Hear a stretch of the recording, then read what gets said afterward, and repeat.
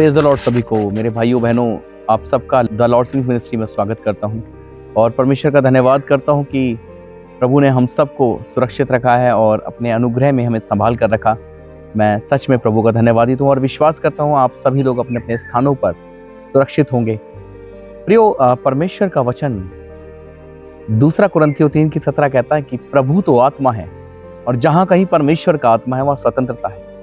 आज बहुत से लोग बंधनों में हैं, यहाँ तक कि मैं कई पास्टर्स को, कई प्रचारकों को देखता हूँ, कई वर्शिपर्स को देखता हूँ, बहुत से ऐसे लीडर्स को देखता हूँ जो आज वो खुद बंधनों में है।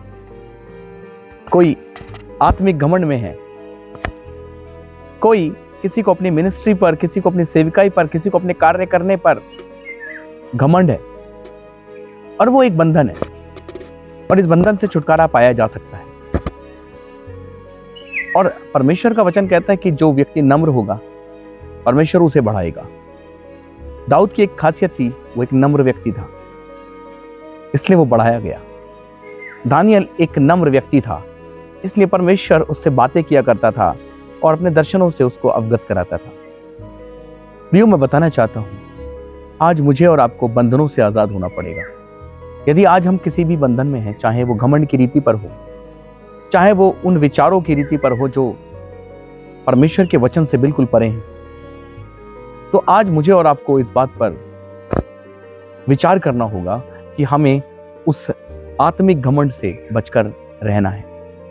क्योंकि आज बहुत से लोग समझ नहीं पा रहे हैं, वो सेविकाई तो कर रहे हैं पर वो ये समझ नहीं पा रहे कि वो एक घमंड में चल रहे हैं। उनके लाइफ में, उनकी सेविकाई में, उनके जीवन में घमंड घमंड घमंड कार्य कर रहा है।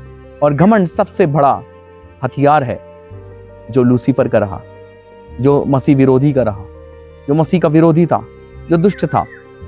प्रियो, मैं बताना चाहता हूं कि आत्मा के फल बहुत आवश्यक है और जिसमें आत्मा का फल जो सबसे बड़ा फल है, सबसे पहला फल है प्रेम होगा। तो प्रेम किसी भी और बात को हमारे जीवन में आने नहीं देगा। यदि आप प्रेम करते हैं अपने पड़ोसी से, अपने साथी से, अपने मित्र से, अपने भाई से, तो मैं बताना चाहता हूं कि आपके जीवन में आत्मा के बाकी फल भी कार्य करेंगे। क्योंकि प्रेम ही नम्रता, दीनता और हर एक उस स्वभाव को लेकर आता है जो प्रभु की ओर से। इसलिए वचन कहता है कि जहां कहीं परमेश्वर का आत्मा है वहां स्वतंत्रता है। इसलिए प्रभु तो आत्मा है और परमेश्वर का आत्मा उसी में वास करता है जो परमेश्वर के साथ बात करता है।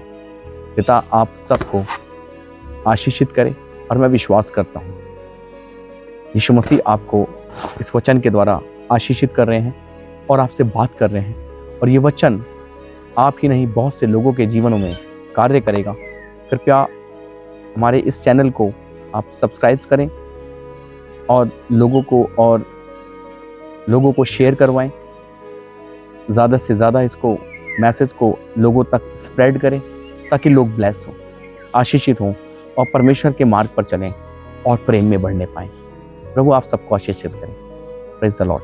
जय मसीह। अगर आपकी कोई प्रेयर रिक्वेस्ट है, अगर आप काउंसलिंग चाहते हैं या फिर आप हमारी इस सेवा से जुड़ना चाहते हैं, तो आप दिए गए नंबर पर हमसे कांटेक्ट कर सकते हैं।